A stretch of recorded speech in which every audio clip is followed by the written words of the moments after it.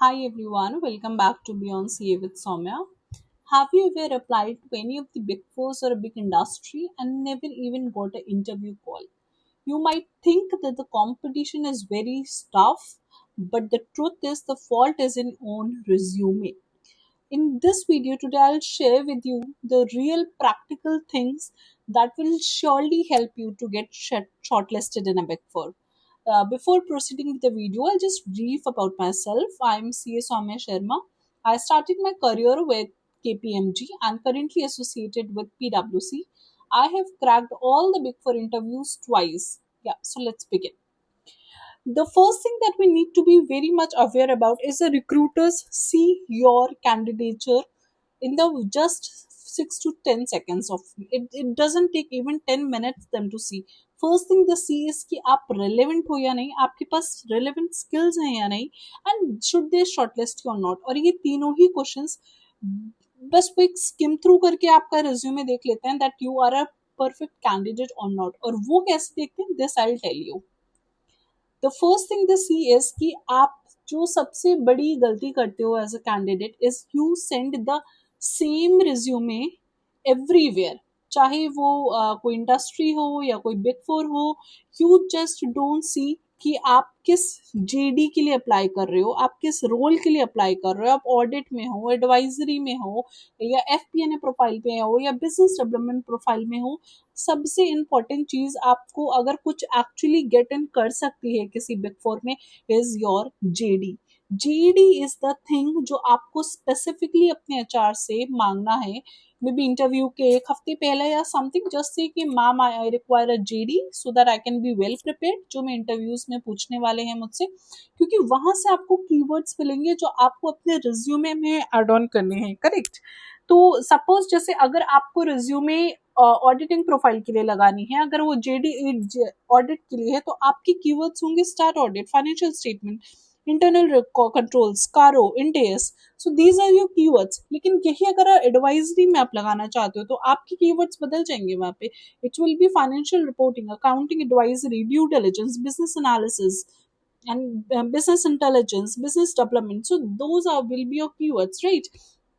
You cannot send a single resume to every big four, to every industry, to every job that you're applying for. You have to customize your resume time and again. हर एक interview के लिए आपको एक अलग resume बनाना पड़ेगा. This is most important thing जो candidates generally miss कर देते हैं. Okay, next, use of right keywords. Okay, एक चीज जो बहुत ज्यादा ऑफ लेट होने लगी है कि आपकी रिज्यूमे ना एचआर तक पहुंचती ही नहीं है, और हमें ऐसा लगता है हमारी कैपेबिलिटी में इशू है. नहीं, not at all. You don't have issue in your capability, the issue is in the resume itself.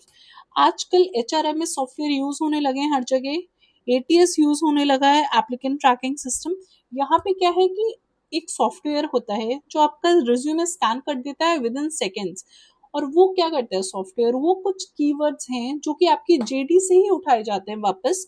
And वो कीवर्ड्स कुछ भी हो सकते हैं जिसके लिए आप अपेयर हो रहे हो for an interview. For say start audit, internal audit, risk assessment, financial reporting, Ind AS, IFRS, SAP, excel, SOX is internal auditing, and financial analysis, variance analysis. अगर आप किसी एफपीएनए प्रोफाइल में एंट्री कर रहे हो तो वहां पे variance analysis very important, budgeting again FPNA profile.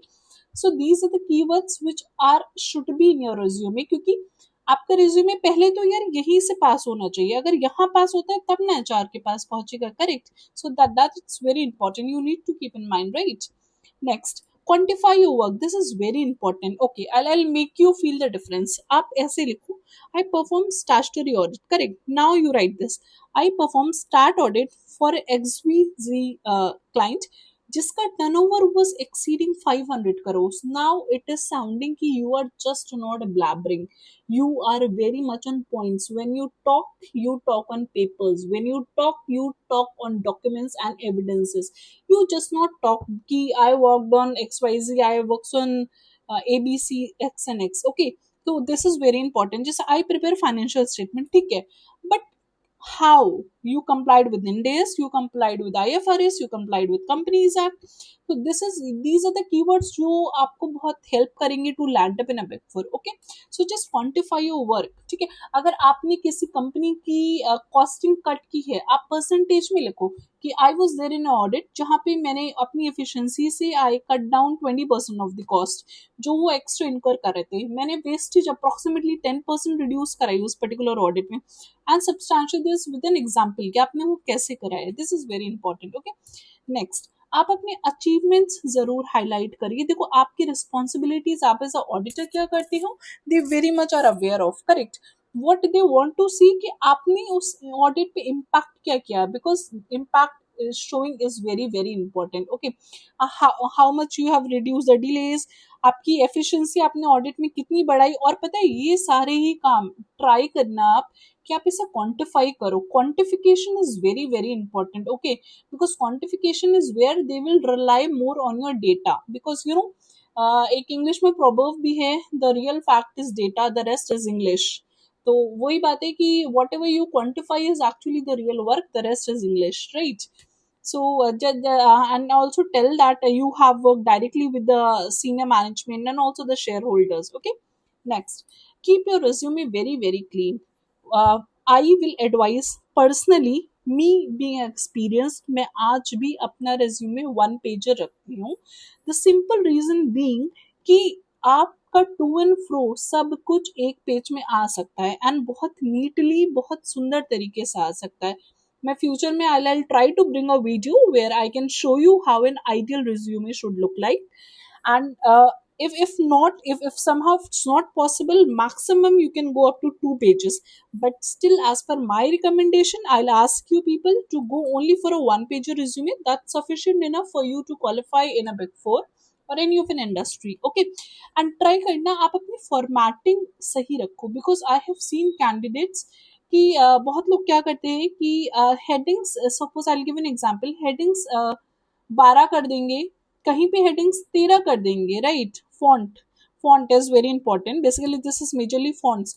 और कहीं पे वो 14 कर देंगे, correct. But the point is कि this looks very very untidy. And I will suggest you, आप अपनी हेडिंग सेम नंबर्स रखो, उसका जो सब हेडिंग्स है वो पूरे रिज्यूमे में आप 10 रख लो, हेडिंग को आप 12 रख लो, डिपेंडिंग कितना कंटेंट है आपके रिज्यूमे में, correct. So font is one thing very very important. formatting is equally important because I am very particular about formatting. So I like good work. I like कि formatting बहुत अच्छी होनी चाहिए. Basically वो आपका ना पहला impression होता है जब आपका resume दिखता है कोई भी. Okay, colorfuls I will say avoid, colors मत डालो. And if you want to add maximum 2 colors ही होने चाहिए, not more than that. And इसमें भी there are only 3 colors that I will personally suggest. One is black, the other is navy blue, and the one is gray. Okay, so these three are very professional colors. आप बस ये ही 3 colors use करना, जिसमें भी आपको 2 ही use करने हैं for your resume. Okay, and leave enough spaces so that it looks nice and neat. Okay, next, आप अपनी स्किल्स जरूर एड ऑन करना अपने रिज्यूमे में, like what all you know. Okay, for example you know Excel, you know Power BI. BI is business intelligence where of late it has been used too much अभी of late, कि जिसमें आप जो raw data है ना, आप उसको filter out करके ऐसे डेटा में कन्वर्ट करते हो where a informative analysis can be drawn out of something. Okay, so SAP you must be knowing, Oracle, Ind AS, IFRS. So whatever you know, जो आपकी strength है, जरूरी नहीं है कि आप सारी डालो. Just be honest, whatever you know. You don't know Oracle, don't put Oracle. You don't know Ind AS. I'm very sure if you are a CA or you're preparing for professionals, you must be knowing Ind AS. In case you don't know specific Ind AS, तो आप उसको मत डालो.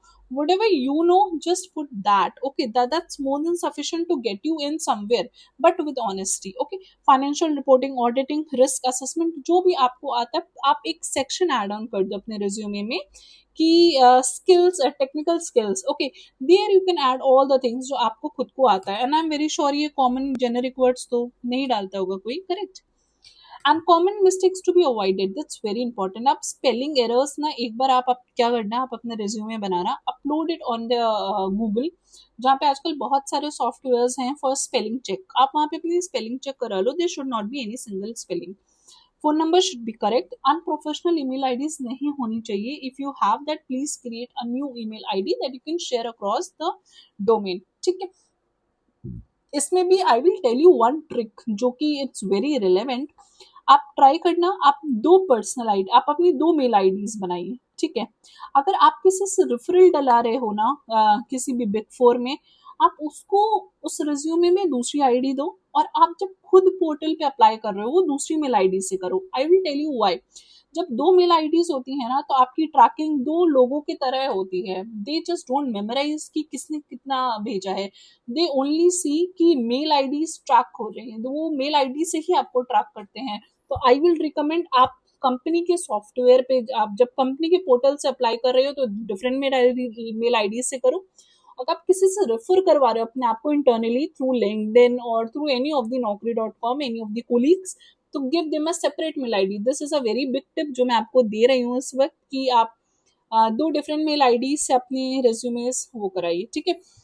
that increases your chances of getting shortlisted. Okay.